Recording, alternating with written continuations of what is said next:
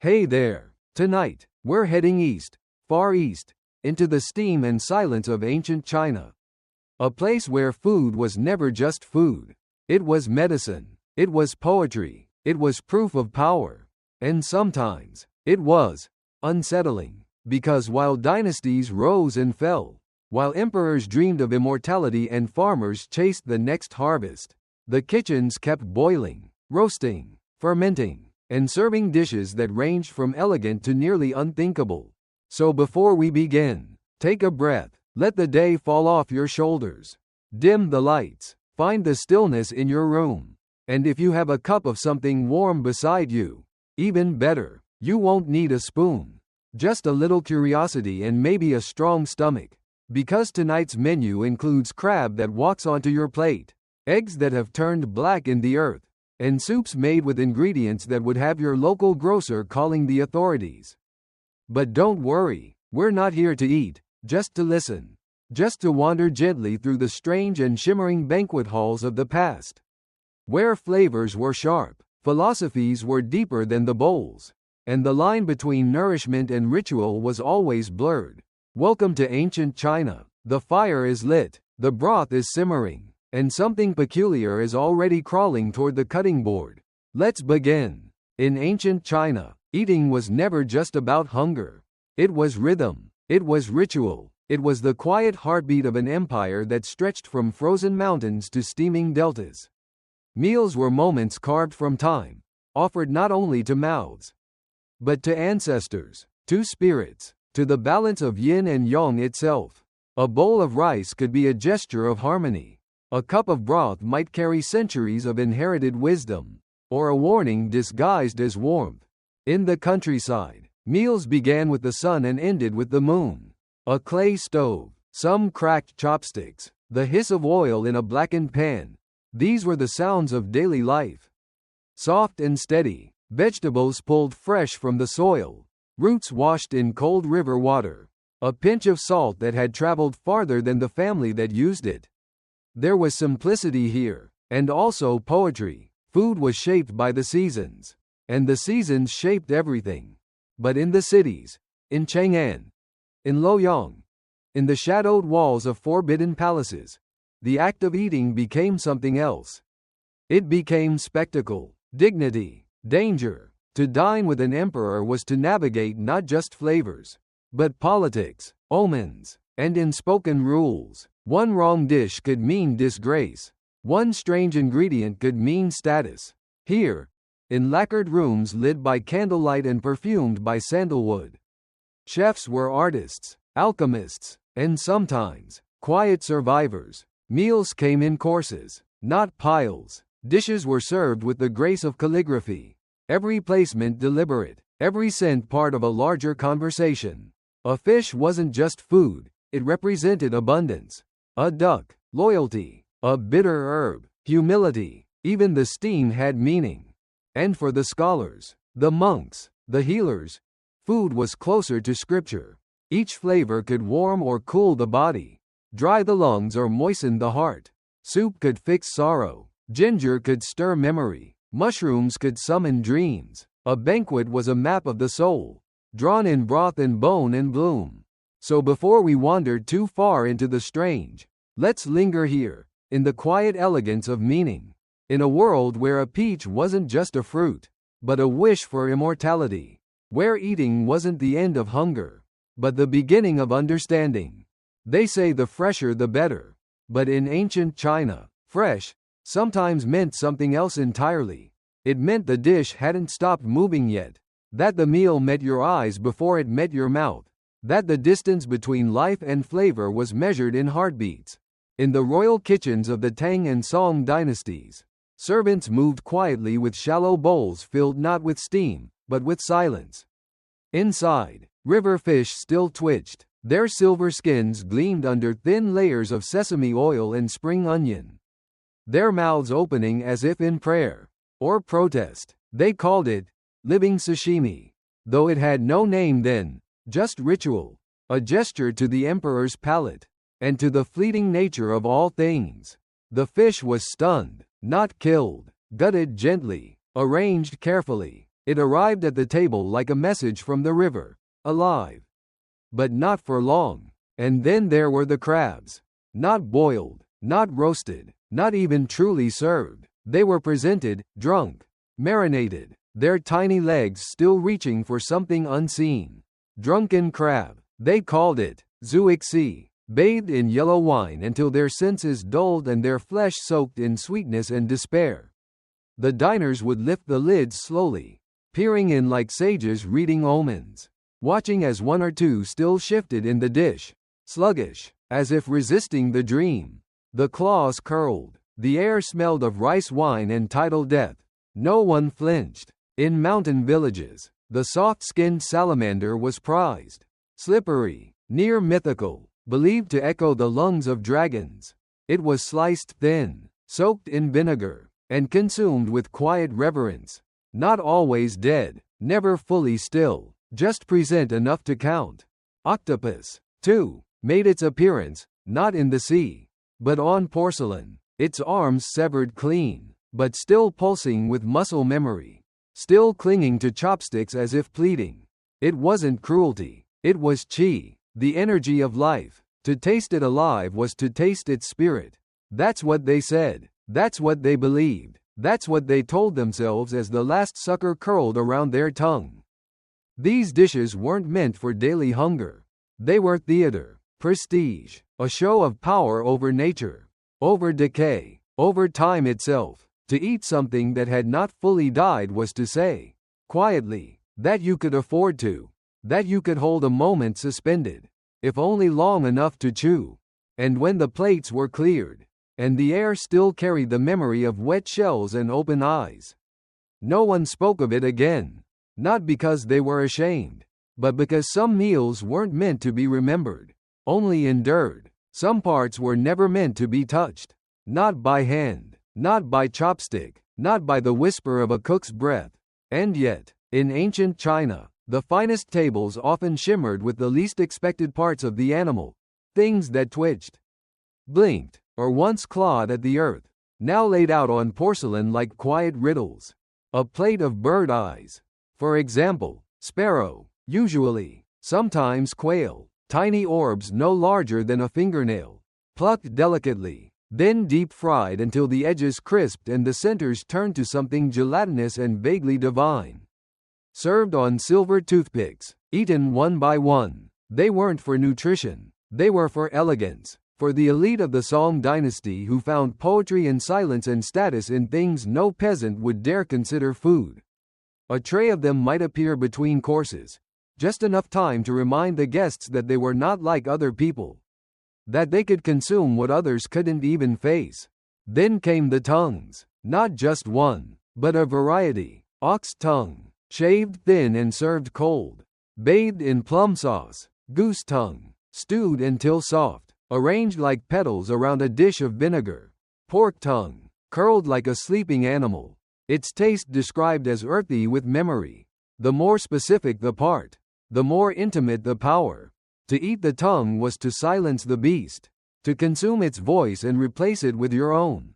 The bare paw was something else entirely, reserved for emperors, generals, or the executioner's favored guest. It took days to prepare, first boiled, then stewed in ginseng and goji, then finally braised until the skin turned to velvet and the cartilage melted beneath the tooth. It was gelatinous, rich, faintly bitter. It tasted like guilt glazed with ambition. And while the bear was long gone by the time the dish arrived, the shape of its foot remained, an unmistakable reminder that luxury was never separate from violence. Other meals were quieter in their strangeness. Lungs, for instance, usually goat or sheep, cut into soft pillows, simmered with longan fruit and bitter roots, served as medicine, or apology, or both. No one truly craved it, but no one refused it either. It was the kind of dish that lingered more in the throat than the mouth, the kind that stayed. These parts, the small, the hidden, the unspoken, were not just food. They were a map of power and pride, of what could be taken, transformed, swallowed. In the court kitchens, no part was too humble, and no part was too sacred. If it had once moved, it could be prepared. If it could be prepared, it could be offered. And once offered, it would be consumed, even if no one wanted to ask what it had once been. They didn't just eat for strength or for fullness. They ate to claim something, something invisible, something lodged beneath skin and sinew. In ancient China, certain meals weren't meant to nourish the body. They were meant to tether the spirit, to take in what once pulsed inside another and make it your own.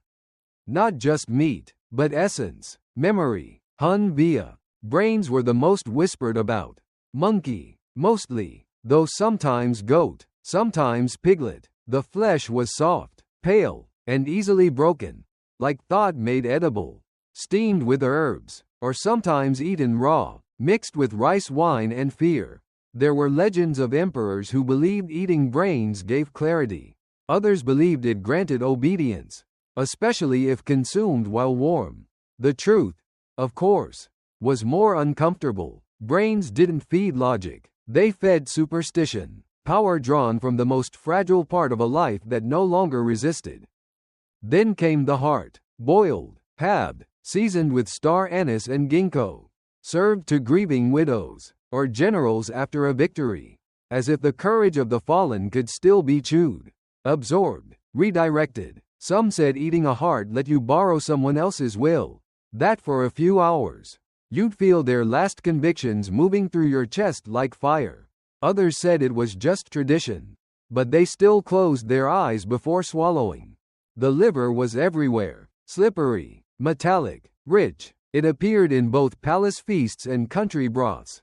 Duck liver soaked in lotus tea. Deer liver sliced thin and eaten with sesame and silence. It was believed to anchor the soul, to cool fury, to sharpen dreams. Even the most modest families might save a bit of liver for a sick child, hoping the ghost of the animal's strength might nest in their ribs and drive out the fever.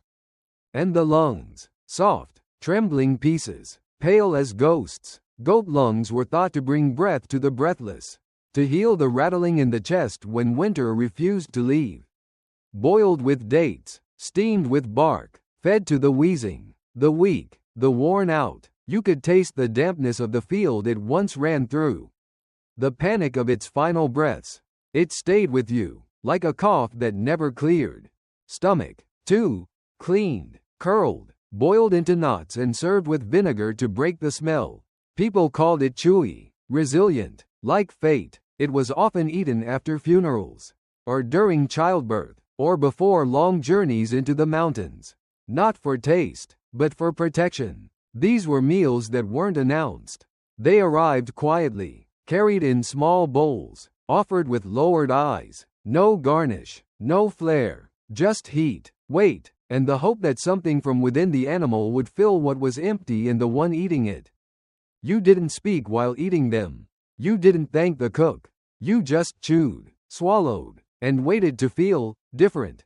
They didn't eat fast. They didn't have to. When you have gold around your wrists and silk around your throat, time becomes seasoning. In the palaces of ancient China, among lacquered screens and shadowed courtyards, the most luxurious meals were not loud, not hot, not hurried. They were slow, almost still. The kind of food that took days to prepare, and minutes to disappear. Food not for hunger, but for ceremony, for status, for the pleasure of watching others wait.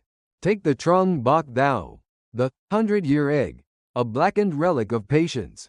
Duck eggs, buried in ash, lime, clay, and tea leaves, left to forget themselves underground. When finally unearthed, the whites had turned to amber jelly, the yolks green as old copper. They smelled like a silence left too long in a sealed room. But they were a delicacy, served in slivers, beside pickled ginger and thin rice porridge. You didn't chew them, you let them rest on the tongue, cool and strange and just slightly untrustworthy. Then came the ga nun trong bai, chicken stuffed with dates, lotus seeds, ginseng, wrapped inside a whole winter gourd, then sealed in clay, baked underground for 3 days. No fire, just coals, just waiting. When it emerged, the clay cracked like ancient armor. The gourd collapsed into its own perfume. and the chicken fell apart if you whispered near it. It wasn't food, it was an event. The kind of dish that arrived not with steam, but with reverence. And there was chow yen sao, bird's nest porridge. Not from trees, but from the cliffs where swiftlets nested. Their saliva spun into glassy strands by wind and salt, gathered by hand, one nest at a time, boiled into a translucent soup that shimmered under palace lanterns, sweetened with rock sugar, sometimes infused with jasmine or magnolia blossom, served to queens in mourning, or mothers after childbirth, or kings who needed reminding that their power rested on delicate things. Even the simplest dishes became ornate under the weight of time. A bowl of sticky rice, steamed in a carved bamboo tube. A dumpling, filled not with meat, but with incense-scented air and a single pine nut. Food became abstraction, a statement, a whisper in the language of indulgence. And when they dined, it was with long pauses. Between each bite, someone might recite a poem, or refill a cup of chrysanthemum tea, or play a single note on the chin. No one rushed. That was for merchants, for soldiers, for people who couldn't afford silence. In these rooms, the meal was a mirror, showing not your appetite, but your refinement, not your strength, but your patience. And if something took 3 days to make and tasted like barely anything at all, that, too, was the point. They crawled, they chirped, they burrowed through bark and silk, and then, they were eaten. In the quiet corners of ancient China, under forest canopies, between rice paddies, beside the hearths of herbalists and soldiers, there lived a different kind of meal. One that buzzed, one that scuttled, one that made some nobles wrinkle their powdered noses, even as others leaned in closer. Curious, grasshoppers were first, not pests, but prizes, plucked by hand at dawn, when the dew made them sluggish and the fields still whispered. They were tossed in clay pans with a flick of sesame oil, a pinch of salt, and the tiniest shred of ginger root. Their legs curled as they crisped, their wings translucent as paper ash. Served hot, they snapped like brittle leaves between the teeth. Soldiers carried them into battle, lightweight, nutritious, and blessed by the earth itself. Some said eating them made your feet lighter, your mind quicker. Others just liked the crunch. Then came the silk worms. After the thread was taken, after they'd spun dreams into robes and banners, their bodies remained pale, soft, wriggling even in memory. They were boiled gently, then glazed in honey and soy, sometimes skewered 3 to a stick like candied figs. To eat them was to taste transformation. From cocoon to chew, some emperors swore by them, believing the spirit of patience lingered in their flesh. Bees, too, were more than sweetness. The larvae, hidden in wax chambers, were removed with the edge of a bamboo stick, steamed inside lotus leaves. They came out smelling faintly of flowers and fire. The texture? Somewhere between cream and defiance. They weren't for everyone, but for those who could stomach the strangeness. They were considered potent, filled with summer sun, focused energy, and the quiet sting of ambition. Crickets? Rare, but poetic, eaten only when they stopped singing.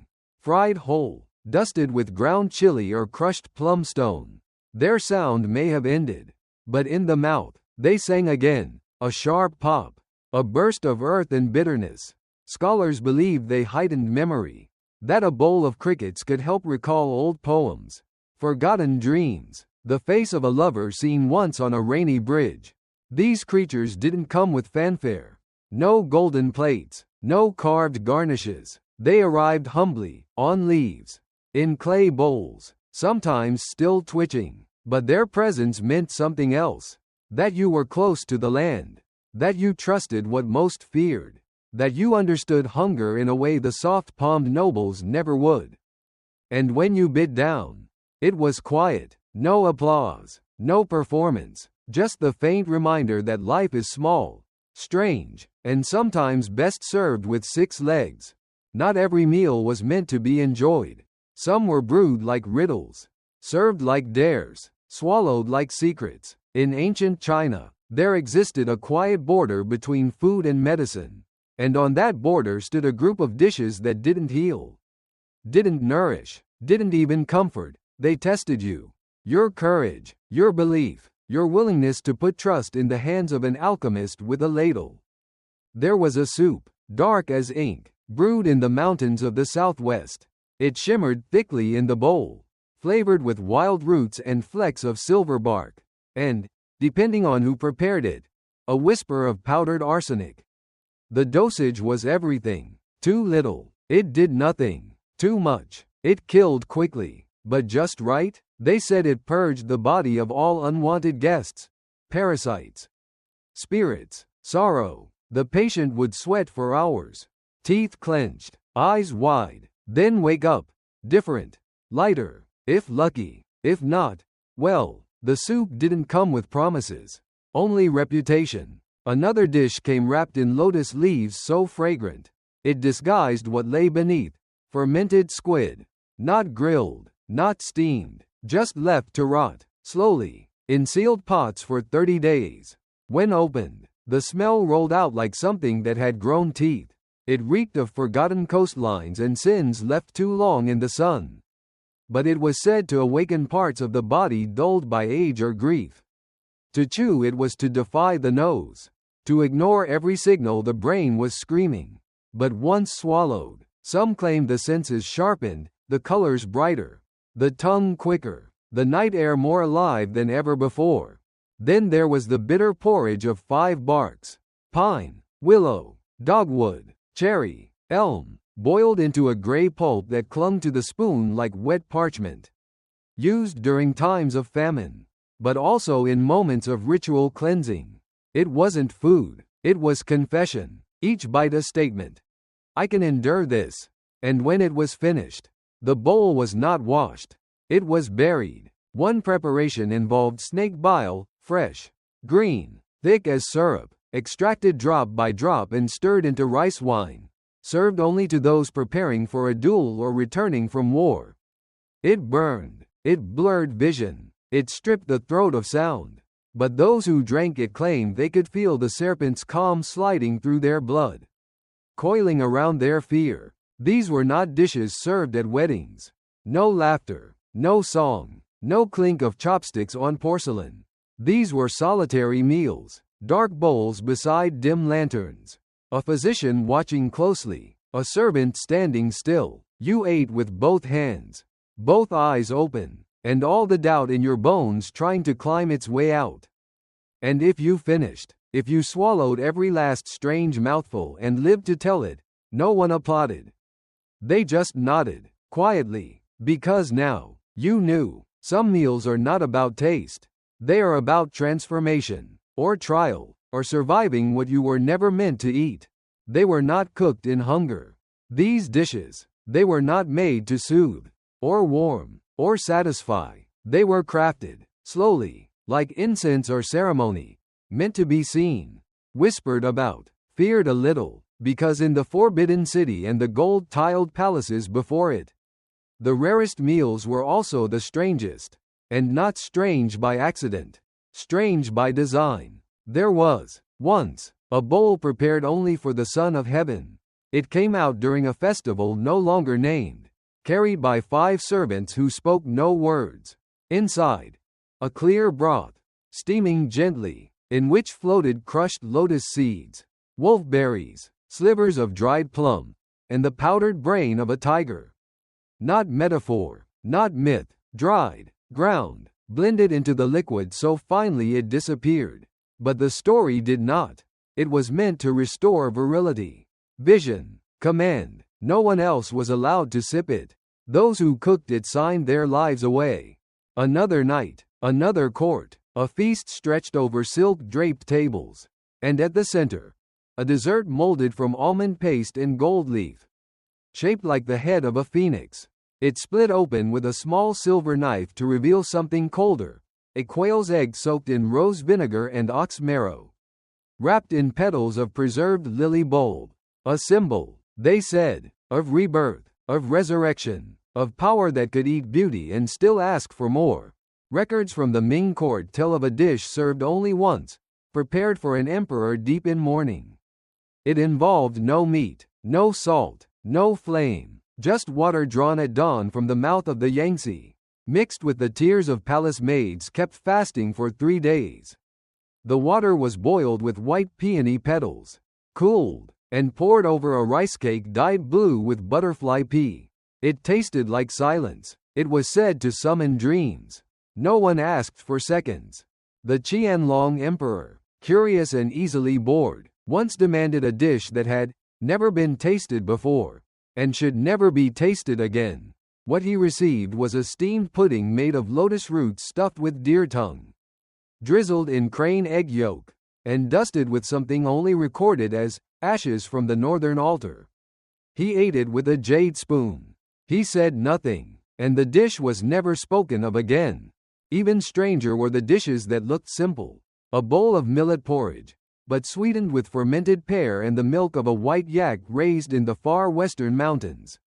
A dumpling folded 13 times, each fold containing a different spice, each spice tied to a different celestial body. Or the moon soup, served only during eclipses, black as ink and glistening with streaks of silver fungus and boiled turtle shell. These meals were not food. They were power made edible, ritual disguised as nourishment, edges of prophecy tucked beneath layers of lotus and lacquer. When the emperor lifted his chopsticks, the court held its breath, not to see if he liked it, but to know if the stars had shifted. And when the bowl was empty, there was no applause, no gratitude, just the quiet scrape of jade on porcelain, the fire dimming, the servants stepping back into shadow. And somewhere, in the palace kitchens, another strange dish was already beginning.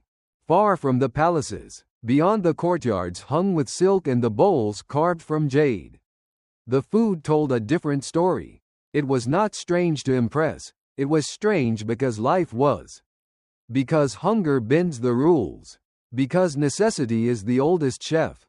In the cracked clay kitchens of mountain hamlets and river villages, meals began with what could be found, not what was wanted. A pot of rice, thin as water, a handful of weeds mistaken for herbs, and sometimes, something harder to name, there was a kind of cake made from ashes and rice husks, pressed flat and grilled on stone.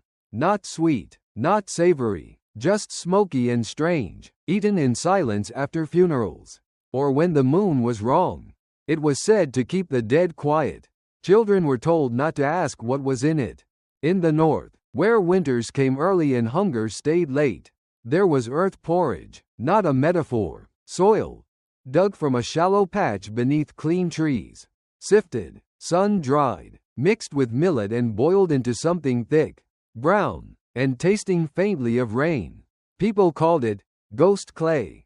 It filled the stomach, not with food, but with memory. On the plains, families made dumplings with no filling, just dough folded over air, pinched shut like a joke no one laughed at. They were steamed, then dipped in soy sauce diluted with water, sometimes sweetened with old ginger. You chewed and pretended there was meat inside, pretended this was enough. Some roasted rat, not the disease kind, but the field rat, plump from rice paddies, caught with bamboo traps and skewered whole. It smelled like dark poultry. It tasted like shame and survival.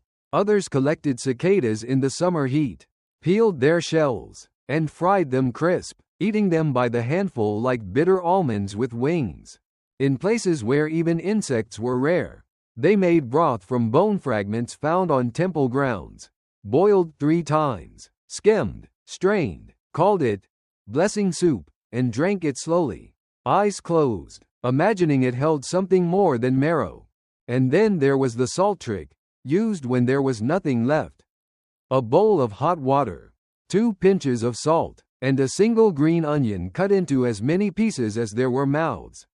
Each person would drink, each person would nod, and no one would say that they had not eaten. These meals were strange not because of what they contained, but because of what they replaced. Hope, ritual, silence. They were invented out of emptiness and carried forward by the people who knew how to stretch a root into a stew, or a weed into medicine, or a handful of nothing into something hot and shared. No golden spoon, No fanfare, just the quiet clink of chopsticks, and a hunger that knew how to wait. The festivals were more than a celebration of seasons, they were the pulse of time itself. Woven into the rhythms of food, family, and fire, the kitchens buzzed louder than the drums, not for the promise of abundance, but for the symbolism carried in every dish. Each meal held meaning, each ingredient spoke its own quiet prayer to the gods. During the Dragon Boat Festival, when the air was thick with the scent of rice and the promise of a coming storm, there were zongzi, sticky rice wrapped tightly in bamboo leaves. Inside, pork, beans, and salted egg yolk lay hidden, waiting to be discovered like treasure.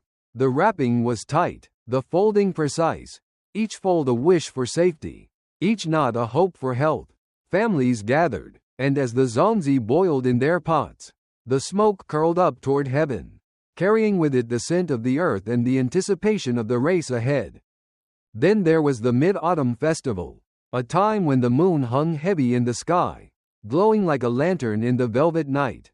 People gathered under the glow of lanterns, sipping tea and peeling away the golden crust of mooncakes, their thin pastry layers revealing the thick, dark lotus seed paste inside.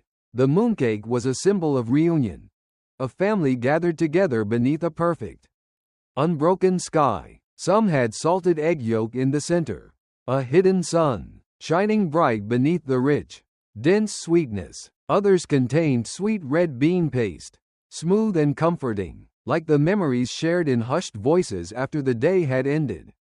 And then, there was the winter solstice, a time when the longest night of the year was marked not by firecrackers, but by bowls of tangyuan, glutinous rice dumplings served in sweet, warm broth. The dumplings floated in the soup like moons in a dark sky, their fillings soft and mysterious. Black sesame, red bean paste. The roundness of the dumplings symbolized the wholeness of family, the fullness of hearts, the return of light. It wasn't just food, it was a promise that the cold would pass, that the light would come again. In the midst of these celebrations, the food spoke more than any words could. The way the zongzi's rice clung together, the smooth sweetness of the mooncake, the warmth of the tangyuan slipping down your throat, they were more than meals. They were vessels for wishes, for hopes whispered in the silence of the kitchen, carried on the steam rising from simmering pots. For in ancient China, a meal wasn't just a meal, it was a piece of time, a thread woven into the fabric of the festival, pulling everyone closer, whether they sat in silk or simple linen. And as the night ended, and the last crumbs of mooncake were swept away, there was always the sense that the food had done more than nourish. It had stitched the world back together, piece by piece, as it always had. In the quiet ink-stained pages of ancient medical texts, food and medicine blurred into one. It wasn't just what you ate, it was what you believed the food could do. And so, the recipes written down in those scrolls were strange, even to those who followed them, filled with bizarre ingredients that seemed to speak of something much deeper than nutrition. There were the mushrooms, for example, gathered from the dark corners of forgotten temples. Not just any mushrooms, these were the rare, the sacred, the ones that grew under the shadow of the full moon, when the air was thick with the scent of incense, mixed with honey and a pinch of powdered jade. They were said to purify the blood, calm the mind, and perhaps, just perhaps, allow the soul to leave the body for a brief, dreamlike journey. Whether this was true or not was beside the point. It was the kind of medicine you took for the belief that it would work, not the evidence. Then, there were the prescriptions that read more like alchemy. Take 1 heart of a freshly slaughtered ox. One text advised, mix it with 3 ounces of ground ginseng root, and 7 drops of morning dew collected from the top of a mountain. Let it steep for 7 days, and drink only during the last quarter moon. It was meant to strengthen the lungs and invigorate the spirit, to fill the body with the essence of earth and sky, to make one feel invincible. No one ever questioned the specifics. The more unusual the combination, the more revered it was. There was a quiet understanding that some things were too sacred to question. One particularly curious entry described a method for rejuvenation. Pluck the finest feathers from a phoenix. It began, and steep them in the juice of 9 different citrus fruits for 3 days. Strain the liquid and drink it at dawn. The rest of the instructions were as enigmatic as the one who wrote them. But the promise was clear: eternal youth. Whether the phoenix ever existed was less important than the idea that such a meal could lift you above your human condition. Even if only for a moment. There were also stranger, more uncomfortable cures. To cure the tremors of old age, eat the brain of a monkey while still warm. One recipe suggested its words as cold as the dish itself. Another text suggested swallowing whole the eggs of a turtle that had lived for at least 50 years, claiming that the life force of the animal would enter you, preserving your own life and vitality. The text didn't say what happened to the turtle. Perhaps it didn't matter. And then there were the whispers of meals designed to fix broken hearts. Not in the way we think of it, with comforting words and soft embraces, but through strange, elaborate foods that promised to heal emotional wounds. One method required cooking a certain type of root, long and thin, and stirring it into a broth of crab and ginger. The root was believed to align the heart and liver, to smooth the flow of chi, and, in turn, to soothe the soul's deeper aches. These recipes were often given to widows or those suffering from loss, passed down like secrets in the quiet corners of kitchens, while the world outside rushed by. Through it all, the boundary between food, medicine, and magic was never clear. Each dish, each ingredient, each step in the recipe was wrapped in layers of belief and myth, not easily separated from the stories and whispers that clung to them like incense smoke. Eating in ancient China wasn't just about surviving, it was about connecting with something beyond. Something intangible, something that carried with it the weight of history, faith, and the search for something greater than the body could offer. And in the dim light of the kitchen, with herbs crushed under fingers and strange broths simmering in clay pots, they cooked and ate, not just for the nourishment of the body, but for the nourishment of the soul, in ways that could never be fully explained. As the last plate is cleared from the table, as the candles flicker low and the chatter of the evening settles into the weight of silence, the strange and distant meals of ancient China linger. The herbs, the animal parts, the bitter broths, each bite, each morsel, not just a means of survival, but a deeper dance with the world itself. A world where food was never just food, but a bridge between earth and sky, life and death, the present and the eternal, where the act of eating was as much about the soul as it was about the body. We might sit today with our brightly colored plates and neatly arranged meals, the ingredients from far-off lands, but somehow, something is lost. The stories are no longer folded into the food. The rituals have faded, and with them, the sense that what we eat might hold a deeper meaning, a deeper power. But perhaps it's still there, waiting beneath the surface, like a forgotten recipe, like the hushed voice of history, still murmuring to us from across the centuries. In those distant kitchens, they ate not just to fill their stomachs but to take part in something larger, to connect with the seasons, with the spirits, with the unseen threads that tie all things together.